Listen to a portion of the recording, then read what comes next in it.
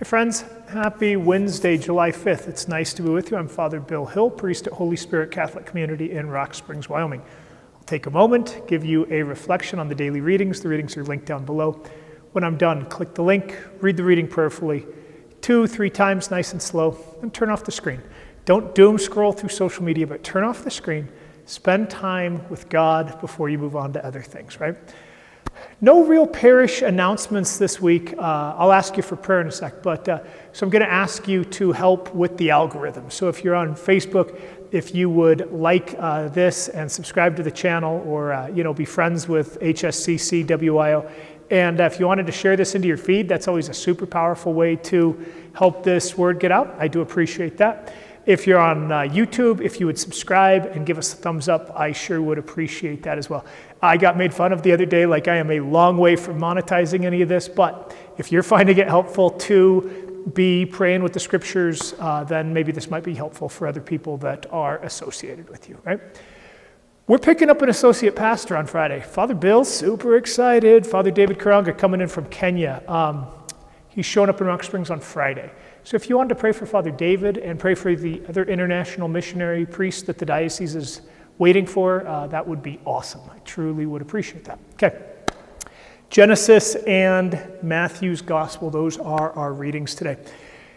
Genesis, I talked yesterday about how in the book of Genesis we have a lot of stories of origin. Today is no different. Tomorrow is going to be the same thing. So these are questions of like the people trying to make sense of themselves and their place in the world. So today it's like, why are there these other tribes, wandering nomads, that are so like to us, but also different?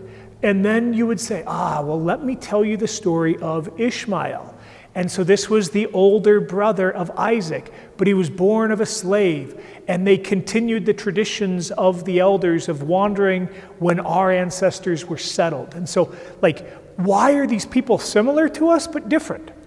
We, as moderns, would engage in a study of sociology, society, and culture. We would definitely talk about origins, but also about similarities and differences, right? That's not an ancient understanding. They tell you, let me tell you where they came from and thus why they're different and how they're connected to us. We'll actually pick this up in a couple days with the story of Jacob cheating Esau out of his birthright. So that's the origin of the Ishmaelites, right? And the way that they are connected to Abraham as well. It's not a terribly flattering story towards either Sarah or Abraham. An excellent reminder that even though Abraham is seen as, righteous and justified in faith, there are still significant decisions that they make that are terrible. And especially I see, Sarah wanting to turn Hagar and Ishmael out because there's jealousy, rivalry, and Abraham not standing up, right? Like Abraham, what's the word? Greatly distressed. But Abraham didn't stand up to the problem. So as you pray with this, perhaps there might be that question. Are there problems that you're invited to stand up to? Are there ways that you are invited to, just enter into God's goodness and be unlike Abraham, but instead to defend the poor, the lowly, the mistreated, the outcast, etc., etc. The gospel. This is supposed to be perhaps a bit of a funny story. Humor is one of the most difficult cultural expressions to translate. You know that you really understand a language well when you can argue well, when you can pledge love well, and when you can tell and understand jokes in a cultural idiom, because that's really, really dependent.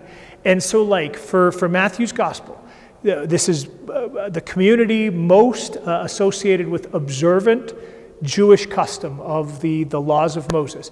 So swine, remember, are an unclean food. And so the demons going into a herd of swine is fairly funny to Jewish ears, apparently. And it speaks of God who takes care of them, and also, the connection between unclean sorts of practices and that which does not belong to God. Here would be the question, right? As we read about these people who have lost their freedom because of demons, I suspect you're not possessed. But what are the ways that we're flirting with evil? What are the ways that we are leaving doors and windows of our own mind and heart open to behavior, actions, choices that might lead us down a wrong path?